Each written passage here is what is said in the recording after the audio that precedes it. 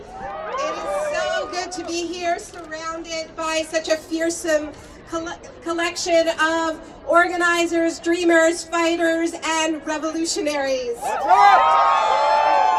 all true organizers know is that making history is not about who is in power. It depends on pushing those people in power. And I was reminded, thinking about today, of a quote from the late great historian Howard Zinn. He once said that the really critical thing isn't who is sitting in office, but who is sitting in the streets, in the cafeterias, in the halls of government, in the factories, who is protesting, who is occupying offices and demonstrating. Those are the things that determine history. So this is not actually an anti-Ford rally. It is a pro-worker rally.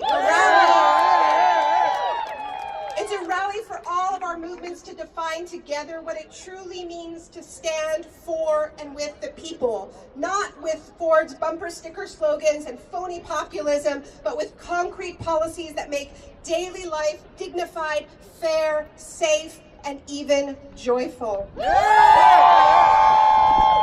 Policies that create a world in which every person in this province has an equal opportunity to thrive.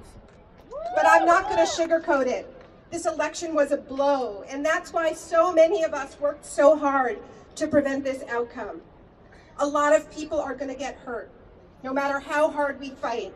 Police are going to get even more heavy weaponry and even greater powers that they're going to direct at the very people hit hardest by these policies, as pain, poverty, and exclusion are further criminalized.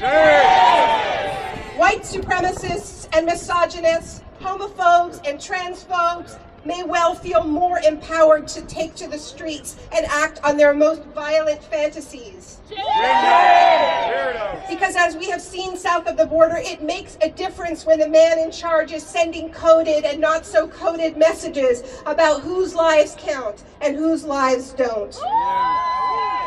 We also need to be real that downtown Toronto, which did not elect a single Tory in this election, we need to get real that we've got a bullseye on us. Doug Ford knows we didn't vote for him. In fact, we painted ourselves orange, and he's going to try to make us pay for it. Now, I'm not saying all this to depress us, but because we need to go into this period with our eyes wide open.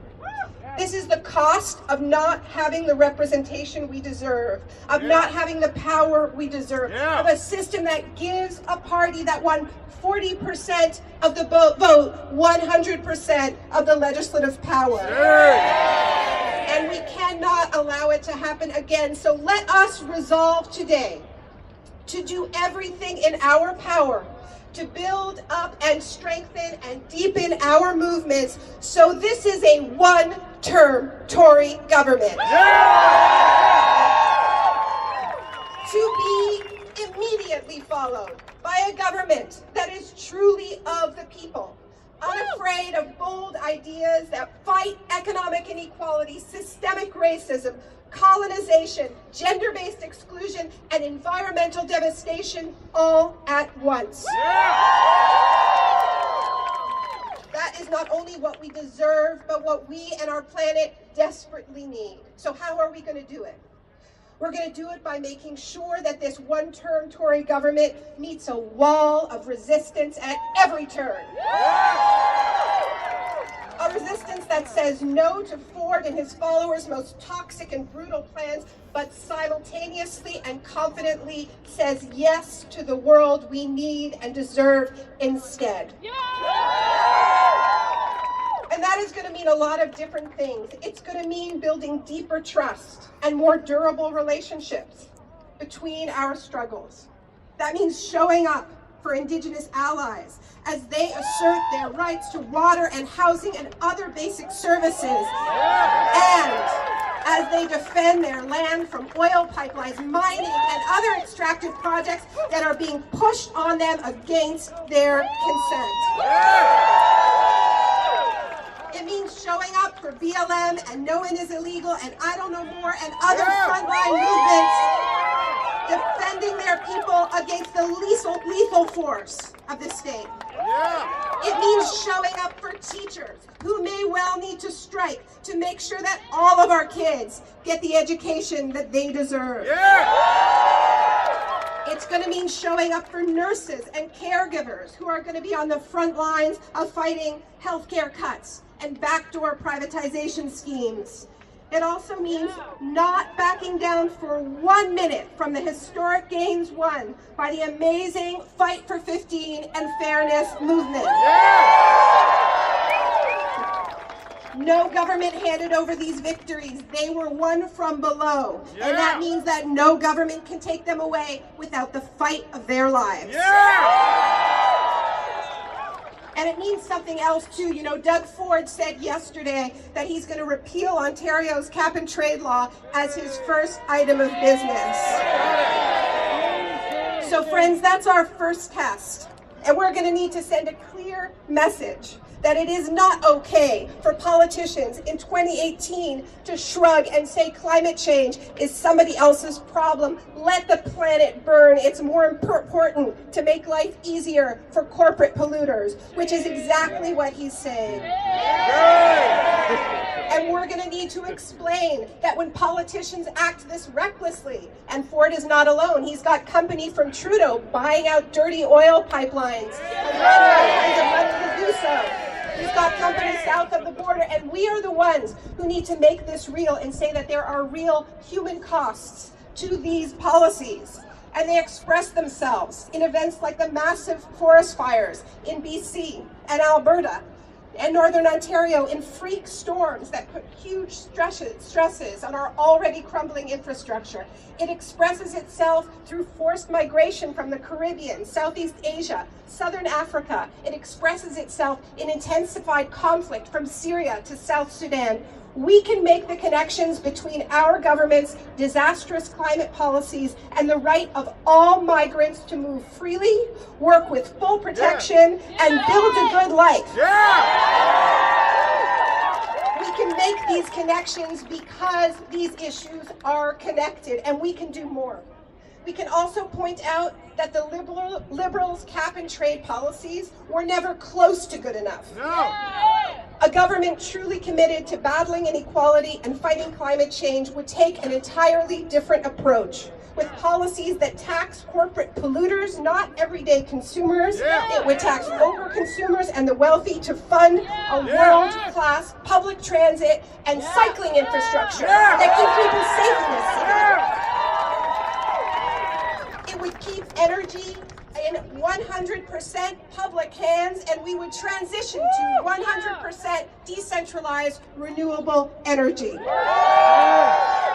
the process, we can create huge numbers of unionized green jobs that pay a living wage. You know, Doug Ford said yesterday, as he was announcing that he would be cutting cap and trade on his first day on the job, he said that this was about making a life for Ontarians more affordable.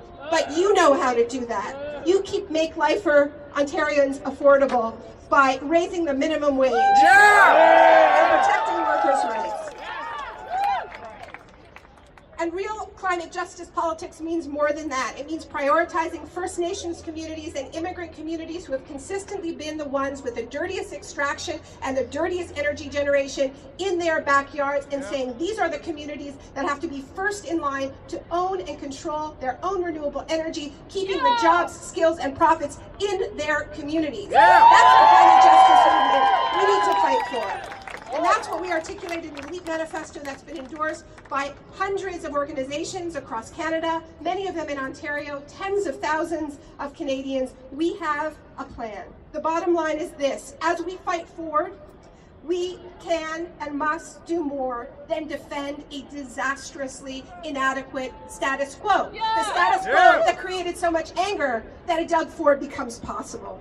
We can actively advance the world we want instead. Because what we know from our movement ancestors is that transformational victories are never won by simply resisting, by simply saying no to the latest outrage. That must be done, but they are won by resisting and also advancing that vision for a different world that is convincing, credible, and most of all, captivating to our friends and neighbors, to our communities. So that's going to mean, as Sandy said, investing in political education. This is a huge deal. Political education that reaches beyond the downtown. So voters are never again so easily hoodwinked by paper-thin populism and manufactured crises about government deficits. Because let me tell you, this is a rich province. So the problem is all the money is stuck at the top. We can afford the world we need and deserve in this time of unprecedented private wealth. And we need to do a better job of explaining that to our friends, neighbors, co-workers, and families. We also need, and I want you to help me with this here, we need to never stop reminding Doug Ford that he has no mandate for economic austerity, no mandate to attack our public services, because he never published a platform. He promised to cut taxes, and he never once said how he would pay for the massive hole he is currently blowing in Ontario's budget. In fact, he promised to do it without cutting a single job, as we heard. And to do it, in fact, while improving public health care and education. So a big part of our job is never letting Ford forget those promises. And as we do this, we can never forget the stakes, because economic austerity kills. In coming months and years, that means that we are going to need to build more community-based structures that are designed to save lives. And a lot of those structures are going to have to be completely independent from government. So we're talking about supervised injection sites, homeless shelters, communal kitchen, peer-to-peer counseling, and much more. This kind of work pulls people back from the edge while simultaneously showing what is possible when we come together in solidarity and share our skills. And we're going to have to fund that work because it's expensive. So how are we going to do it? Well, I think one way we can begin to do it is by giving people easy-to-use tools to refuse their ill-gotten tax cuts and direct that money to grassroots mutual support networks instead.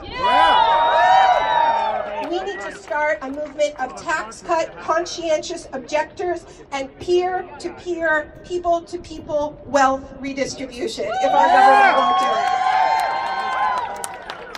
it. This is a beginning of how we're going to make sure that this is the last time the Tories hold power for generations. And I know it feels like a lot.